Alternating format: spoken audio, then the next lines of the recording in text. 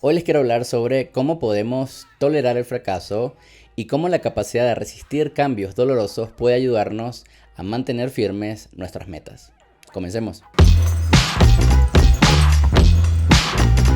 Resistencia al cambio, fracaso, frustración por resultados que no esperábamos son algunos aspectos consistentes en nuestra vida diaria como emprendedores o tan solo manteniéndonos firmes en nuestra meta de nunca faltar al gimnasio. En el libro Cómo pensar como un emperador romano, el autor narra 7 herramientas que nos pueden ayudar a lidiar con el dolor, frustración y fracaso cuando las cosas no salen como esperábamos. Primera herramienta, distanciamiento cognitivo. El distanciamiento cognitivo se puede resumir en una sola frase. No son los eventos de la vida los que nos molesta, sino nuestro juicio sobre ellos.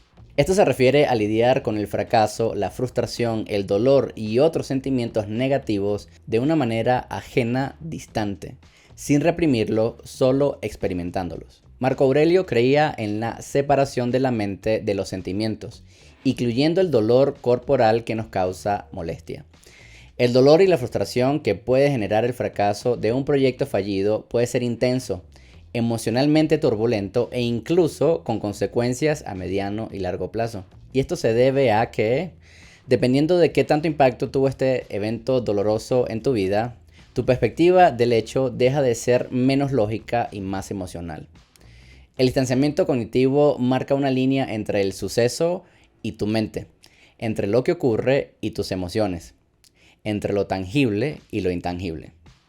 Esto no significa no sentir dolor, pero solo lo suficiente para reconocer lo ocurrido y separarnos emocional y mentalmente. Este balance delicado en el centro de la atención plena o mindfulness moderno y la terapia cognitiva basada en la aceptación, que nos enseña a no suprimir sentimientos no placenteros ni tampoco preocuparnos, sino aprender a aceptarlos mientras nos mantenemos distanciados de ellos. Distanciamiento cognitivo también trata de diferentes perspectivas de un mismo problema, buscando ser indiferentes a la indiferencia.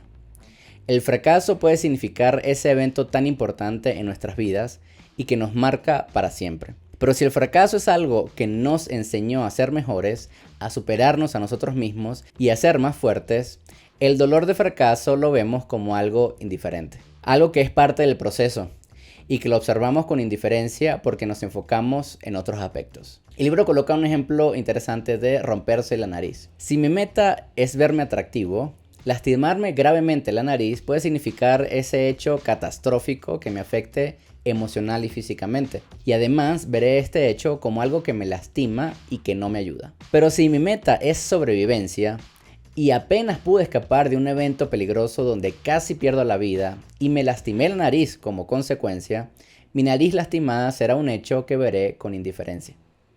En ese sentido, ser lastimado por eventos de fracaso toma una perspectiva totalmente distinta a la común. No se trata de no cuidarnos, es necesaria una orientación con terapia profesional en caso que el impacto emocional sea significativo.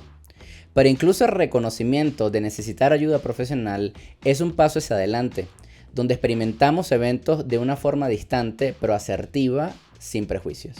Segunda herramienta, análisis funcional. Así como no es el fracaso lo que nos lastima, sino nuestra percepción sobre ello, de la misma forma el miedo a cometer errores causa mayores consecuencias negativas que el fracaso en sí. Tim Ferriss en su libro La semana de 4 horas de trabajo explica esto muy bien. Él habla que muchas veces el miedo a emprender genera más consecuencias negativas que lo que podía realmente ocurrir si emprendemos y fracasamos. Ferriss recomienda la práctica de la escasez, realizando la siguiente pregunta: ¿qué es lo peor que me podría pasar si fracaso?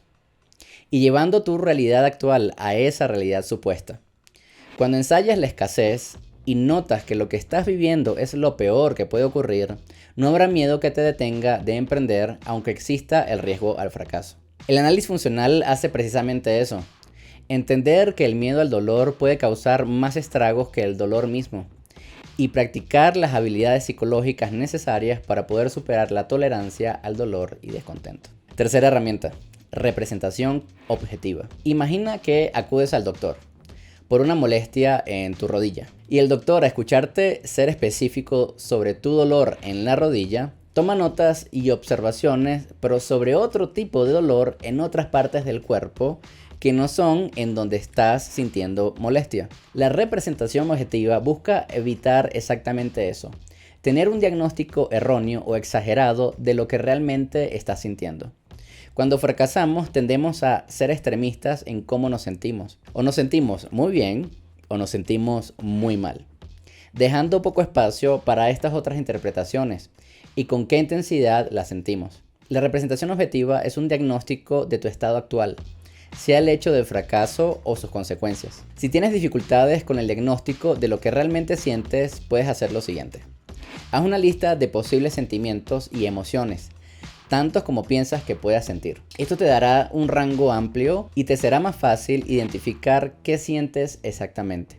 Y no solo identificar las consecuencias del fracaso como malas y buenas. Y luego enumera cada sentimiento del 1 al 10, siendo 1 muy leve y 10 muy fuerte. Cuando enfrentamos el fracaso es fácil caer en identificaciones poco objetivas, muy exageradas e incluso irreales. Una representación objetiva te ayuda a ver claramente el problema y mejor aún el impacto real en ti. Cuarta herramienta, depreciación por análisis. Esto, si lo pudiéramos resumir en una frase, sería estar en el aquí y en el ahora. Para mí es una frase tan importante que la tengo presente sin importar dónde esté o en qué situación me encuentre. La razón por qué la depreciación por análisis es tan importante es porque nos mantiene presentes sin enfatizar el pasado o el futuro. La frustración proviene mayormente de enfocarnos en el pasado, en esas cosas que pudimos hacer pero no hicimos. Y la ansiedad mayormente proviene de un enfoque excesivo en el futuro, de todas esas cosas que podríamos hacer pero que todavía no ocurren o no tenemos control sobre ellas. Algo que menciona Donald Robertson es mirar objetivamente los hechos actuales, mantenerse en el aquí y en el ahora, y luego dividir cada uno de esos sucesos en aspectos más pequeños. Esta técnica es usada en terapias conductuales modernas, donde si el paciente ha experimentado algún hecho sobrecogedor, puede atacar el problema un paso a la vez. Otra estrategia para experimentar el fracaso o la derrota de una forma más noble es practicar la omnipresencia. Ver nuestros problemas, el suceso o el duelo del fracaso desde el espacio. Literalmente desde el espacio. Imaginar que podemos salir de nuestro cuerpo y mirarnos desde arriba con una perspectiva espacial. Esto nos ayuda a escapar de solo enfocarnos en el aspecto negativo del fracaso y obtener una mirada general donde podemos observar la derrota con un enfoque más amable. Quinta herramienta, contemplar la finitud e impermanencia. Marco Aurelio se recordaba constantemente el ver el dolor y el placer como aspectos que pertenecían a partes específicas del cuerpo. En otras palabras, pensar en lo más pequeño de las sensaciones en contraste con lo excesivo de nuestra conciencia observadora. En ese sentido, podemos ver el dolor como algo que se encuentra allá, en la distancia, donde podemos observarlo.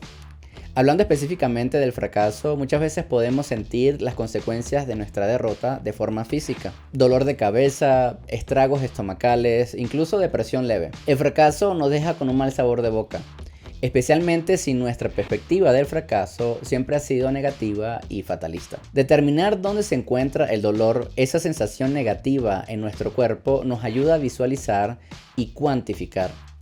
Incluso podemos calcular cuánto creemos que durará esa sensación. ¿Una semana?